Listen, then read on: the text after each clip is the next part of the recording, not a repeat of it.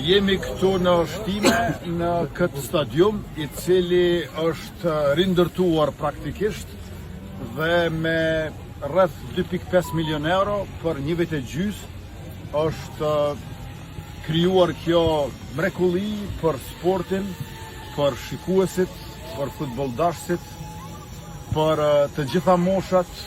Jam këtu bashkë me kryetarin e shtimës Qemal Aliun, me ministrin e detyrë të kulturës, rinisë dhe sportit Harullah Qekun, të cilët erdhën që të bëjmë këtë përurim dhe i falenderoj të dy këta dhe të gjithë qytetarët e shtimës të cilët kontribuan që të vijmë te kjo ditë.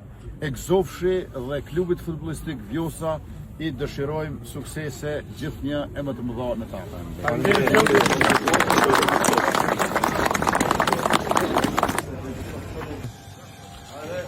Bukur.